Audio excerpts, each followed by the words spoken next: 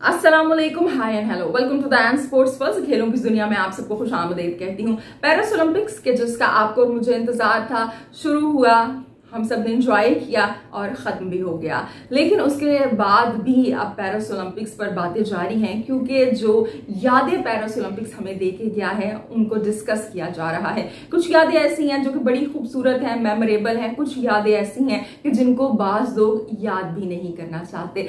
तो जो कुछ इवेंट हुए, कुछ ऐसी कंट्रोवर्सीज हुई कि जिनकी वजह से 2024 का पेरिस ओलंपिक्स याद रखा जाएगा। हम भी इस पे जरूर बात करेंगे आज के प्रोग्राम में प्रिसाइजली।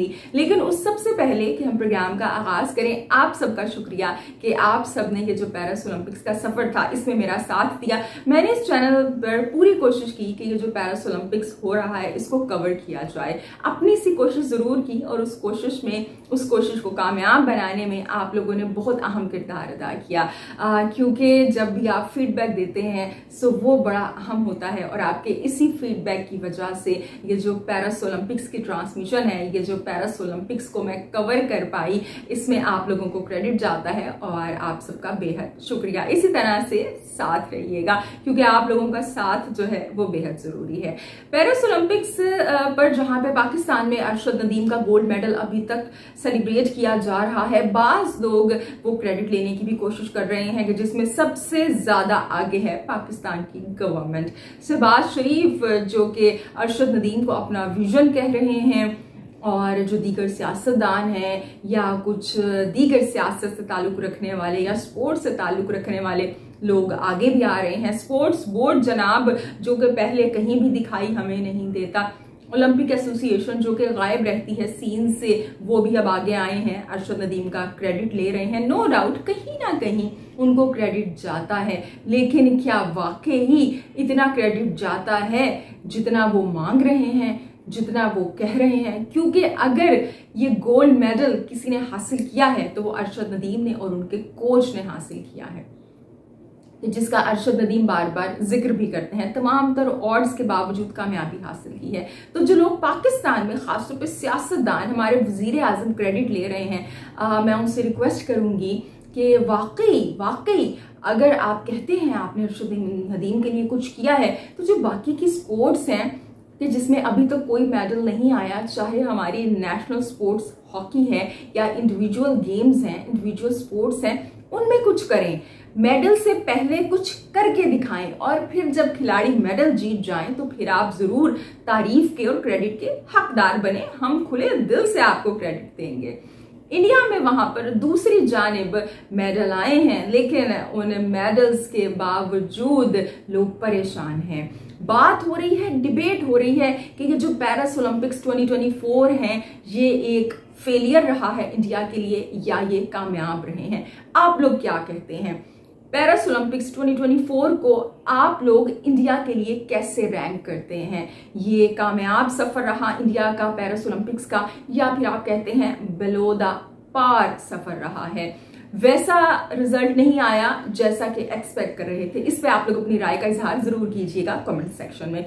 सबसे पहले जो बात शुरू की थी वो प्रकेश पादुकोण ने की थी, कि जिन्होंने लक्ष्य सेन के ब्रॉन्ज मेडल ना हासिल करने के बाद ये कहा था ये टाइम है कि जो एथलीट हैं वो भी रिस्पॉन्सिबिलिटी कबूल करें। उनको इतनी फैसिलिटीज दी जा रही हैं लेकिन वैसा परफॉर्म नहीं कर रहे हैं, जिस पर उनको कुछ लोगों ने क्रिटिसाइज किया था। एक बड़ी फेमस इंडियन टेनिस स्टार हैं, बैडमिंटन स्टार हैं, उन्होंने भी क्रिटिसाइज किया था। लेकिन अब पेरिस ओलंपिक्स के खत्म होने के बाद इंडिया में हर तरफ, हर आप न्यूज चैनल देख लें, स्पोर्ट्स चैनल देख लें, ये बात हो रही है कि क्या वाकई अब ये टाइम आ गया है कि प्लेयर्स आके रिस्पॉन्सिबिलिटी कबूल करें? क्या उनको भी अकाउंटेबल होना चाहिए है? क्या उनसे भी क्वेश्चन पूछने चाहिए हैं? कौन जिम्मेदार है कि इस दफा 7 मेडल भी नहीं आ पाए? तो हम भी इस पर बात करेंगे कि क्या वाकई इंडिया का ये पेरिस ओलंपिक्स का सफर नाकाम रहा है? ये जो पेरिस ओलंपिक्स हैं ये इंडिया के लिए कैसे रहे? हम भी इस पर बात करेंगे प्रोग्राम में जनाब। इसके साथ साथ पाकिस्तान की टेस्ट सीरीज बांग्लादेश से शुरू होने जा रही है और ए टीम तो आ चुकी है, लेकिन जैसे कि पाकिस्तान ने बांग्लादेश की नेशनल साइड को भी दावत दी थी कि हालात वहां पे साजगार नहीं है तो आप पाकिस्तान में पहले आके प्रैक्टिस कर सकते हैं, तो वो भी जनाब जो ऑफर है बांग्लादेश की टीम ने कबूल की। पहले 17 को आना था, अब वो कल आ जाएंगे और फिर प्रैक्टिस वो शुरू कर देंगे पाकिस्तान में, और 21 को आप और हम पिंडी में पहला टेस्ट मैच एंजॉय करेंगे। इस पे बात करेंगे head to head Pakistan Bangladesh का, डिस्कस करेंगे आपसे। और ये जो 8 पाकिस्तान के खिलाड़ी जो कि नेशनल साइड के हैं, ये ए टीम से पहला 4-डे मैच खेलने जा रहे हैं। कौन है, क्यों खेलने जा रहे हैं, क्या बाबर रिजवान भी इनमें शामिल हैं, कौन कौन से खिलाड़ी शामिल हैं, इस सब पे बात करेंगे। लेकिन सबसे पहले बात का आगाज करते हैं ओलंपिक से। पेरिस ओलंपिक्स की जब हम मेडल टैली देखते हैं तो टॉप पे मौजूद है यूएसए ने सबसे ज्यादा एथलीट के साथ पार्टिसिपेट किया था, तकरीबन 600 थे, 594 एथलीट थे, वो नंबर 1 पे हैं। और बिल्कुल क्लोज मिस आउट किया है चाइना नंबर 2 पे है। और जो बड़ी जबरदस्त चीज है यहाँ पे वो ऑस्ट्रेलिया की है। जापान तो नंबर 3 पे है, लेकिन ऑस्ट्रेलिया की बात करें तो आप देखें ऑस्ट्रेलिया जो है वो पॉपुलेशन वाइज भी और एरिया वाइज भी छोटा मुल्क है as compare to USA, as compare to China, as compare to Japan, as compare to India, कहीं ज्यादा छोटा मुल्क है। लेकिन जब स्पोर्ट्स की बात आती है, लेकिन जब ओलंपिक में पार्टिसिपेशन की बात आती है तो वो सबसे आगे हैं। आप देखें कि 400+ एथलीट के साथ उन्होंने पार्टिसिपेट किया और यानी कि उस तरह से पार्टिसिपेट किया कि जिस तरह से चाइना या जापान पार्टिसिपेट कर रहे हैं। और उसमें जो मजे की बात है वो ये है कि जो उनकी फीमेल एथलीट थी वो मेल एथलीट से ज्यादा थी। 256 फीमेल एथलीट्स ने एंड 204 मेल एथलीट ने पार्टिसिपेट किया और जनाब नंबर 4 पे हैं वो। तो ये बड़ी मोटिवेशन है कि ये इस चीज पर डिपेंड नहीं करता कि आपकी पॉपुलेशन कितनी है, आपका मुल्क कितना छोटा है, कितना बड़ा है। ये डिपेंड करता है आपकी प्रायोरिटी पे, आपकी प्रेफरेंसेस पे कि किस चीज को आप आगे लेके आना चाहते हैं, किस चीज में आप इन्वेस्ट करते हैं। और जिस चीज में इन्वेस्ट करते हैं वो चीज आपको रिजल्ट देती है, चाहे जल्द दे या देर में दे। फ्रांस जो है वो नंबर 5 पे मौजूद है और पाकिस्तान की बात करें तो वो इंडिया से ऊपर है और वो गोल्ड मेडल की वजह से ऊपर है। इसमें कोई जो पाकिस्तान के लिए खुशी की बात है कि आपने गोल्ड मेडल जीत लिया, लेकिन अब सेलिब्रेशन से आगे बढ़ के जो LA में होने हैं नेक्स्ट ओलंपिक्स, उनकी तैयारी करने की बात है। और बड़ी जबरदस्त तरीके से आप लोगों ने वो देखा होगा जो आगे वो जो टॉर्च है वो जनाब ट्रांसफर हुई, टॉम क्रूज आए और वो जो जनाब वो जिसे क्या कहते हैं ना जो टॉर्च है ओलंपिक्स की वो लेके लॉस एंजलिस जा चुके हैं बिल्कुल मिशन इम्पॉसिबल के स्टाइल में। तो लॉस एंजलिस में हम अगले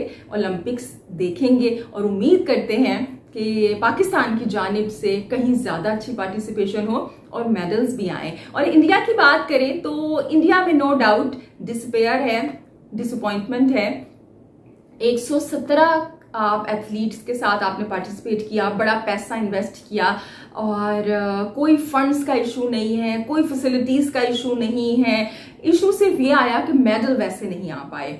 लेकिन जहां पे क्रिटिसिज्म हो रहा है मैं बिल्कुल समझती हूँ कि जायज है, जब आप इतना इन्वेस्ट करते हैं और इतना आप फैसिलिटीज प्रोवाइड करते हैं तो कहीं ना कहीं एक्सपेक्टेशन भी होती हैं कि अब हमें पहले से ज्यादा अच्छा पहले से ज्यादा अच्छे तरीके से रिजल्ट आने चाहिए हैं, पहले से ज्यादा अच्छे रिजल्ट आए, लेकिन 7 मेडल नहीं आ सके।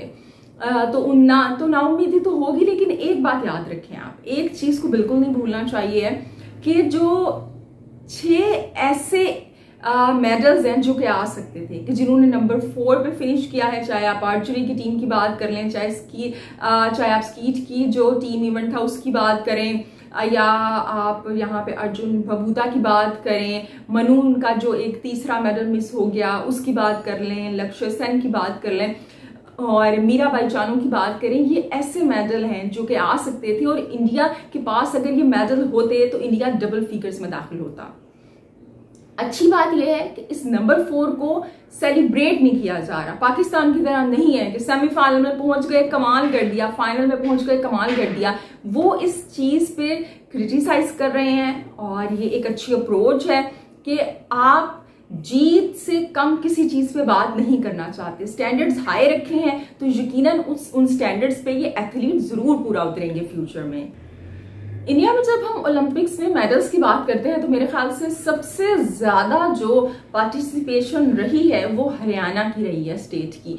तो हरियाणा का मॉडल आपके सामने मौजूद है क्योंकि वहां पे स्टेट लेवल पे बड़ा काम किया जाता है। हमारे एक व्यूअर है यहाँ पे Amit Khayas, I think he is also from Haryana, तो उन्होंने भी मुझे बताया था कि जो हरियाणा है उसकी बड़ी पार्टिसिपेशन रही है। फिर मैंने इस चीज को मजीद डिग आउट किया, इस पर रिसर्च की, तो ये सामने आया कि स्टेट लेवल पे बड़ा वहां पे इंकरेज किया जाता है एथलीट्स को और गवर्नमेंट की बड़ी वहां पे जनाब असिस्टेंस हासिल है एथलीट्स को। आप देखिए जब 2000 में ओलंपिक्स हुए थे उससे पहले तक मेरे ख्याल से 1 लाख रुपए स्टेट की जानिब से दिया जाता था उस एथलीट को। ये अनाउंसमेंट थी कि 1 लाख रुपए दिया जाएगा गोल्ड मेडलिस्ट को, लेकिन फिर फ्यूचर में उसे बढ़ा के 1 करोड़ किया गया और अब मेरे ख्याल से 5 करोड़ हो चुका है। और इवन अगर आप ओलंपिक्स के लिए क्वालिफाई कर लेते हो तो तब भी आपको स्पेसिफिक मनी दी जाती है, मेरे ख्याल से 14 या 15 लाख रुपए, कि यानी आप जीत नहीं रहे हो, आप अगर पार्टिसिपेट करते हो, क्योंकि ओलंपिक्स में पार्टिसिपेट करना भी एक बड़ा बेंचमार्क है,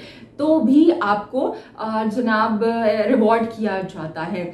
इसके साथ साथ टैलेंट को वो जिस तरह से हंट किया जा रहा है स्कूल लेवल पे और कॉलेज लेवल पे और फिर जिस तरह से उसको नर्चर किया जा रहा है, ये बात वाकई ऐसी है कि जो काबिल तारीफ है। और मेरे ख्याल से जो बाकी की स्टेट्स हैं उन्हें भी इस चीज़ को फॉलो करना चाहिए कि अगर पॉपुलेशन वाइज देखेंगे तो जो हरियाणा की कंट्रीब्यूशन है इंडिया में 2% या 3% होगी इसी तरह, लेकिन जब आप मेडल्स वाइज देखते हैं तो सबसे ज्यादा कंट्रीब्यूशन हरियाणा की है।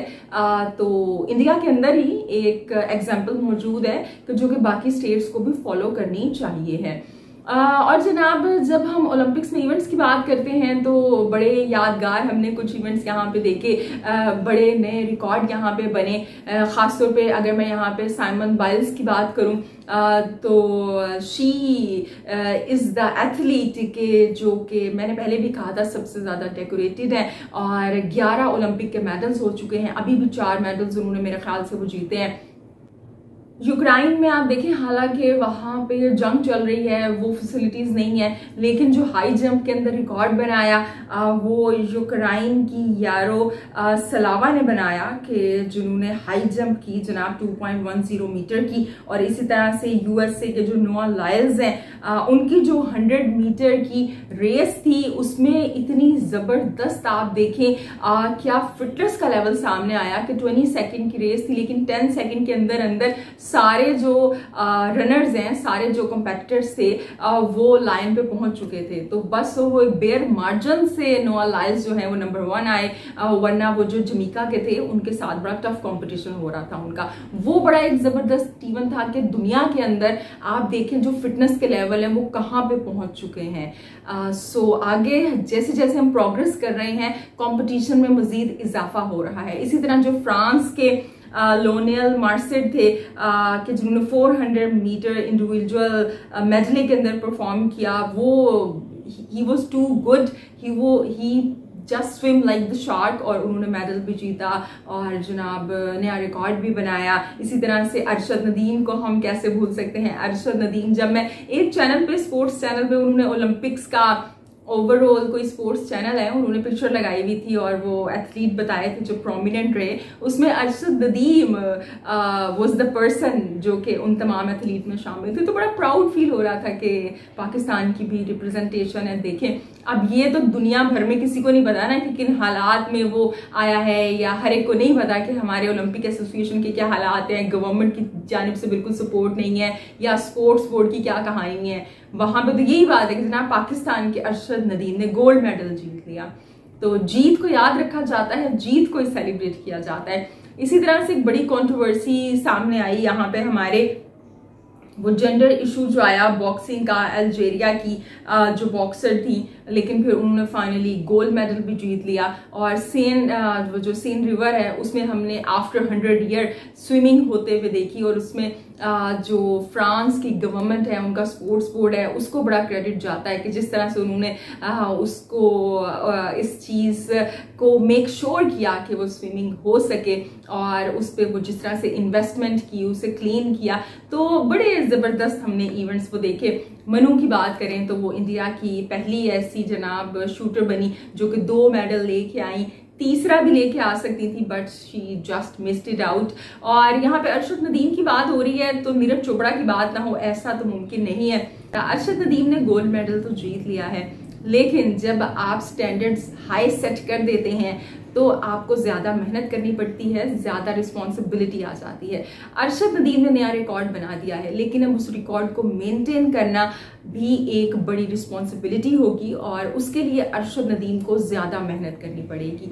गोल्ड मेडल को सेलिब्रेट कर रहे हैं, बड़ी अच्छी बात है, लेकिन अब मेहनत भी ज्यादा करनी है, क्योंकि जो नीरज चोपड़ा ने कहा था कि जब 90 मीटर की थ्रो नहीं हो सकी तो ये बात दिल पे आके लगी, और वाकई वो इस चीज को लेके काफी सीरियस हैं, क्योंकि नीरज चोपड़ा जो हैं वो सिल्वर मेडल जीतने के बावजूद इसको अपनी जीत नहीं समझते। वो समझते हैं कि वो गोल्ड के हकदार थे, ज्यादा मेहनत कर सकते थे, लेकिन वो गोल्ड हासिल नहीं कर सके। और यही पॉजिटिव कंपटीशन होता है। वो इंडिया वापस नहीं आए हैं, वो गए हैं जर्मनी, वहां पे अपने डॉक्टर से कंसल्ट करेंगे अपनी इंजरी को लेके, और वो कर रहे हैं जनाब कोशिश के अब जो 90 मीटर है वो भी नीरज की जानिब से पार होगा, और पूरी कोशिश करेंगे कि जो नीरज हैं वो जो रिकॉर्ड अरशद नदीम ने बनाया है उसको ब्रेक करें। अब देखते हैं कि अरशद नदीम इस रिकॉर्ड को बरकरार रख पाएंगे या नीरज अपनी मेहनत की बिना पे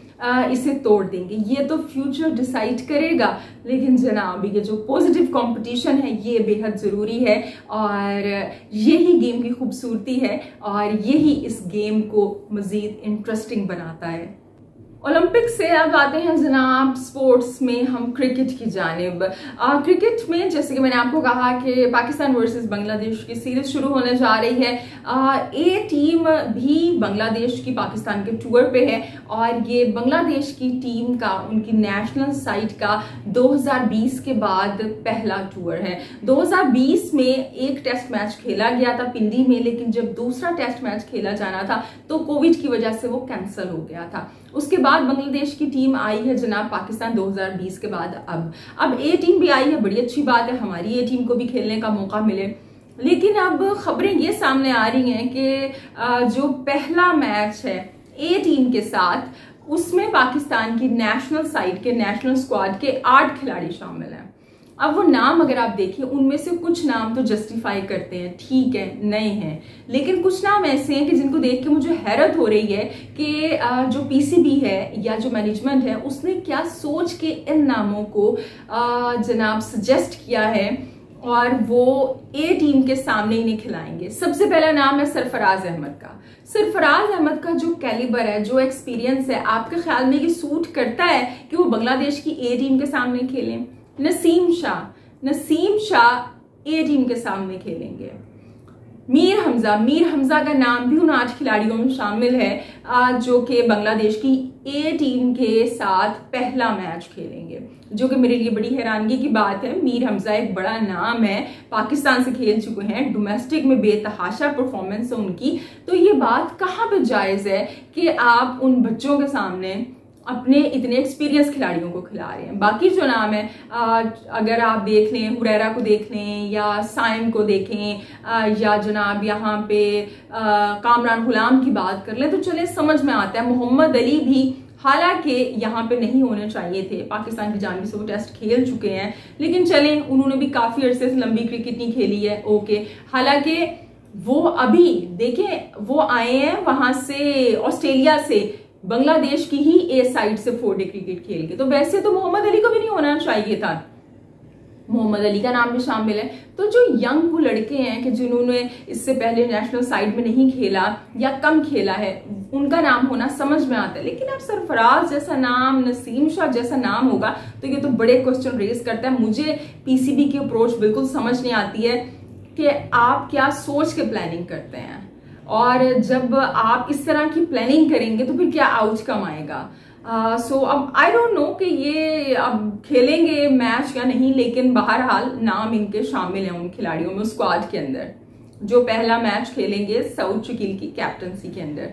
और जनाब अगर हम बांग्लादेश की साइड की बात करें तो बांग्लादेश की जो साइड है उससे नजमुल हसन शांतो जो हैं वो कैप्टनसी करेंगे उसकी। और मजे की बात है कि जो खिलाड़ी आए हैं उसमें 4 से 5 ऐसे खिलाड़ी हैं जो कि इससे पहले कैप्टनसी कर चुके हैं। शकीबुल हसन है या लिटन दास हैं और दीगर खिलाड़ी हैं। सो बांग्लादेश काफी स्पिनर्स को भी लेके आया है, जैसे शकीबुल हसन सबसे बड़े जो कि अभी कनाडा की लीग खेल के आए हैं। और कनाडा की लीग में अब शकीबुल हसन हो और वहां पे कंट्रोवर्सी ना हो, मुझे ऐसे लगता है ऐसा हो नहीं सकता। कनाडा की लीग में जो इनकी टीम थी उसके कैप्टन थे और जनाब एलिमिनेटर का मैच था और बारिश हो रही थी तो मैनेजमेंट ने फैसला किया वहां पे एक सुपर ओवर करवा लेते हैं। और शकीबुल हसन साहब ने वो सुपर ओवर की वो जो टॉस हो रही थी उसमें आने से मना कर दिया। उन्होंने कहा कि ये आप क्यों करवा रहे हैं सुपर ओवर, अगर ये नहीं होता, ये मैच पूरा वॉश आउट हो जाता तो हमारी टीम ने वैसे आगे चले जाना था, वो पॉइंट्स टेबल में ऊपर थी, तो वो इस वजह से नहीं आए। अब मुझे इस बंदे की जो सोच है ना मेरी समझ से तो बाहर है ये। बहरहाल ये भी शामिल हैं जी, ये ऑफ कोर्स ऑलराउंडर हैं और आप देखिए इनके पास अगर हम ऑलराउंडर से बात करें तो आईसीसी की रैंकिंग में ये जनाब 1739 दिन तक मुसलसल नंबर 1 रहे हैं ऑलराउंडर। तो ये एक ऑफ कोर्स सबसे ज्यादा मेरे ख्याल से एक्सपीरियंस्ड है इस साइड में जो शकीबुल हसन है। इसके साथ अगर आप देखेंगे दीगर जो स्पिनर्स हैं उसमें तेजुल इस्लाम है, मेहदी हसन मिराज हैं जो उनके ऑफ स्पिनर हैं और जी नईम हसन है। और फास्ट बॉलर्स की बात करें तो जैसे कि उम्मीद की जा रही है कि स्पिनिंग ट्रैक्स नहीं बनाएगा पाकिस्तान, क्योंकि पाकिस्तान के पास खुद फास्ट बॉलर्स की स्क्वाड में भरमार है। एक सिर्फ मेन स्पिनर आपने रखा है अबरार, बाकी अगर आप सलमान आगा से स्पिन करवाना चाहें या साइम अयूब से स्पिन करवाना चाहें या सऊद शकील स्पिन बॉलिंग करें तो वो एक अलग बात है, लेकिन मेन स्पिनर तो एक ही है। तो इसका मतलब ये है कि स्पिनिंग ट्रैक्स तो नहीं होंगे। सो फास्ट बॉलर्स जो हैं ऑफ कोर्स वो जनाब बांग्लादेश की टीम भी लेके आ रही है और उसके अंदर तस्कीन अहमद हैं, शरीफुल इस्लाम हैं, हसन महमूद हैं। हेड टू हेड यहाँ पर डिस्कस कर लेते हैं। तो पाकिस्तान में अभी तक बांग्लादेश और पाकिस्तान के दरमियान 5 टेस्ट मैच खेले गए हैं कि जो कि पांचों के पांचों पाकिस्तान ने जीते हैं। अगर बांग्लादेश की बात करें, जब बांग्लादेश का टूर किया पाकिस्तान की टीम ने तो 8 टेस्ट मैच खेले गए कि जिसमें से 7 पाकिस्तान ने जीते और 1 ड्रॉ हुआ। तो हेड टू हेड यही कहानी बताता है, यही कहानी कहता है कि पाकिस्तान को इस सीरीज में जनाब वाकई में डोमिनेट करना चाहिए है। लेकिन हम जानते हैं कि पाकिस्तान की टीम नए रिकॉर्ड्स सेट करने में माहिर है। पहले भी जब इंग्लैंड की टीम इससे पहले आई थी तो वो भी नए रिकॉर्ड बना के गई थी, पहली दफा वाइट वॉश करके गई थी होम पे। तो हम उम्मीद करेंगे कि शान मसूद की कैप्टनसी में ऐसा ना हो। शान मसूद एक समझदार कैप्टन है, उनकी प्रेस कॉन्फ्रेंस अगर आपने देखी होगी तो पता भी चल रहा था कि बड़े ही एक पॉजिटिव अप्रोच है उनकी और बड़े सेंसिबल वे में चीज़ों को डील करते हैं। कम्युनिकेशन स्किल्स भी अच्छी हैं और स्ट्रेटजी वाइज भी चीज़ों को बेहतर तरीके से डील करना जानते हैं। बाकी कितने केपेबल हैं ये चीज़ तो जनाब अभी जो होम सीरीज होगी इसमें हमें पता चल जाएगी कि वो कितने कामयाब कैप्टन हैं। ऑस्ट्रेलिया उनका पहला टूर था, मुश्किल टूर था, लेकिन अब शान मसूद कैसे इस टीम को लेके चलते हैं इसको देखने के लिए मैं और आप यकीनन इंतजार कर रहे हैं। तो पाकिस्तान की टीम को बेस्ट ऑफ लक कहेंगे जनाब और बांग्लादेश की टीम को भी बेस्ट ऑफ लक कहेंगे। ये था आज का प्रोग्राम। अब आप लोगों से कल मुलाकात होगी। अपना ढेर सारा ख्याल रखिएगा, हंसते मुस्कुराते रहिएगा क्योंकि आप मुस्कुराते हुए बहुत अच्छे लगते हैं। अल्लाह निगहबान।